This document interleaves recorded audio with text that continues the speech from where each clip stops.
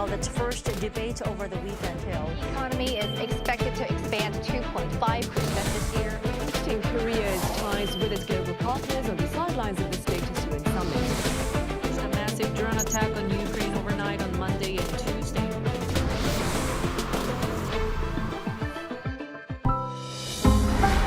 Arirang.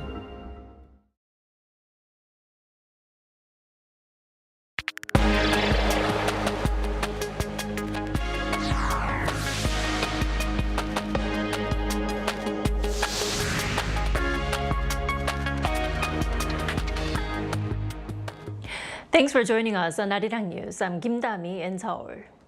Torrential rain has battered South Korea's southern coast, triggering landslides and flooding across parts of Gyeongsangnam-do province. Geoje City saw over 577 millimeters of rain from midnight to 1 p.m. on Monday, setting a new daily rainfall record since observation began there in 1972. A landslide in the city early on Monday morning struck the first floor of an apartment building and killed a resident. The government convened a Central Disaster and Safety Countermeasures headquarters meeting on Monday to discuss relief for displaced residents and recovery efforts in flood-hit areas. U.S. President Donald Trump says he will substantially reduce joint military exercises with South Korea, citing his personal relationship with North Korean leader Kim Jong-un and the high costs of the drills. Now, the announcement comes on the very day Seoul and Washington kicked off their annual Ulchi Freedom Shield drills. Park Chun-an has more.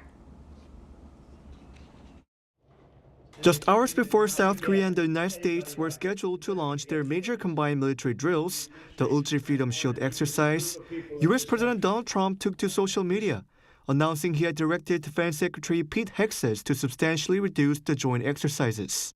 Posting on Truth Social on Sunday, President Trump wrote that the exercises are not only costly to America, but also send a signal that is totally inappropriate and hostile to North Korea. He said North Korean leader Kim Jong-un has been unthreatening and respectful under Trump's presidency. Some domestic and foreign media outlets are viewing this move as a dual-purpose strategy. On one hand, it serves as a gesture to Pyongyang to reopen dialogue, potentially offering Trump a diplomatic win ahead of the upcoming U.S. midterm elections. On the other hand, the timing may be intended to pressure South Korea to play a more active role in efforts to deter Iran amid the ongoing conflict in the Middle East. In the same post, Trump also pointed to underlying tensions between Washington and Seoul. He claimed he recently asked South Korea to join efforts toward the denuclearization of Iran, but said Seoul refused. In response to Trump's claims, the Blue House said it is discussing practical military contributions with Washington regarding the conflict in Iran and Strait of Hormuz. It also expressed hope that the friendly ties between President Trump and Kim Jong-un will lead to meaningful dialogue for regional peace, adding that the two allies will continue to work closely together on their joint military drills. While North Korea has not yet commented on Trump's remarks, Pyongyang earlier this month conducted ballistic missile tests banned by the United Nations.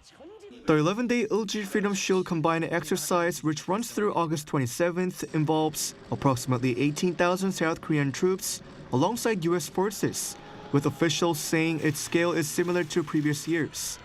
Designed to reflect modern warfare threats and lessons learned from North Korea's participation in the Ukraine war, this year's drills focus heavily on operational capabilities.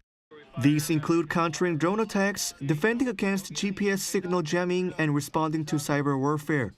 The exercise also represents a potential milestone in the transfer of wartime operational control, an issue expected to feature prominently at this year's Security Consultative Meeting. Park Chun-an, Arirang News. Korea's industry minister Kim Jung-kwan arrived in Washington on Sunday local time to finalize the details of Seoul's $200 billion investment package in the U.S. Arriving at Dallas International Airport, Kim said his visit aims to confirm last-minute practical issues ahead of the project's official announcement, which is expected around late August or early September. And the investment is a part of a broader trade agreement that previously lowered U.S. tariffs on South Korean goods to 15%. Of the $350 billion package, $150 billion has already been allocated to a shipbuilding investment deal. Now, when asked about reported pressure from the Trump administration to speed up the investment, Kim denied receiving such pressure but agreed on the need to accelerate the process. Korea's ruling Democratic Party at its national convention in Daejeon on Monday is set to elect a new leader. Former Prime Minister Kim Min-seok is leading former party chairman Jung Chung-lee by 8.4 percentage points in cumulative party member voting. Now, the final result will combine votes from party members and delegates worth 70%, with a public opinion poll accounting for the remaining 30%. Kim has 49.91% of first-choice votes so far, and could secure an outright victory with a majority, while Jung will look to overturn the deficit through the remaining votes in poll. If no candidate wins more than 50%, the party will redistribute second-choice preferences under its preferential voting system. And the DP is also electing 5 senior council members at the convention. K-pop boyband Stray Kids have claimed their 9th #1 on the U.S. Billboard 200 chart with their latest album, Descendants. Billboard announced on Sunday the new release debuted at the top of the chart, earning 369,000 equivalent album units in the U.S. during its first week. Stray Kids now tie with the Rolling Stones for the second most #1 albums by a group on the Billboard 200, behind only the Beatles. All 9 of Stray Kids' chart entries have debuted at #1. South Korea marked a National Liberation Day on Saturday, and to commemorate the occasion, the government invited descendants of independent activists living overseas to retrace their ancestors' footsteps and reconnect with their history. Our Park Chae-ryung has the story. 21 descendants of Korean independence activists begin their journey in Seoul to pay tribute to their ancestors. For some of them, the visit brings family stories they grew up hearing into a physical space. Around a century ago, the ancestors fought for Korea's freedom. And today, descendants of the patriots have returned to the nation that their sacrifice helped build. Inside Sadaemun prison, where many independence activists were imprisoned and tortured during Japanese colonial rule, the descendants come face to face with the harsh conditions their ancestors endured. Some who lost their great-grandfather in this prison share their thoughts.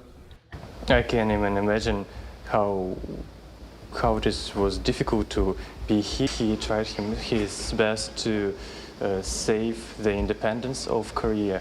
But unfortunately, his efforts lead him to death because the South Korean government invites descendants living overseas to visit memorial sites across the country as a way of honoring the patriots who risked their lives for Korea's independence. The program began in 1995, marking the 50th anniversary of Korea's liberation. Since then, more than 1,000 descendants have taken part. At Seoul National Cemetery, remembrance becomes deeply personal. For the first time, the descendants quietly look over the names of those whose sacrifices helped shape the Korea they see today. For descendants raised overseas, the visit turns family stories they grew up hearing into something they can see, touch, and experience for themselves. Yeah, we feel first very grateful to the Ministry of Patriots and Veterans of Korea. We're also very proud of our predecessor, and we feel also very much of responsibility for ourselves, for our children also, to keep this memory.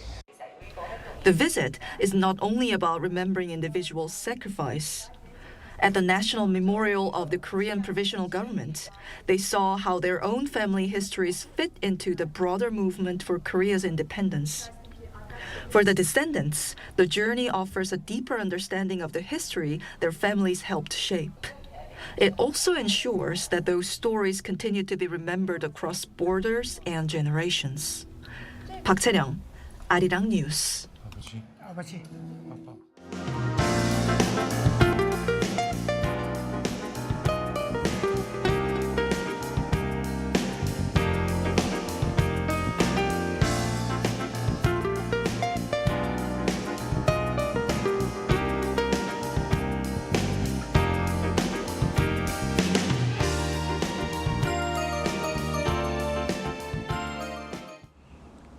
And that is all we have for today. Arirang News will be back tomorrow at 10 a.m. Korea time. Thanks for watching.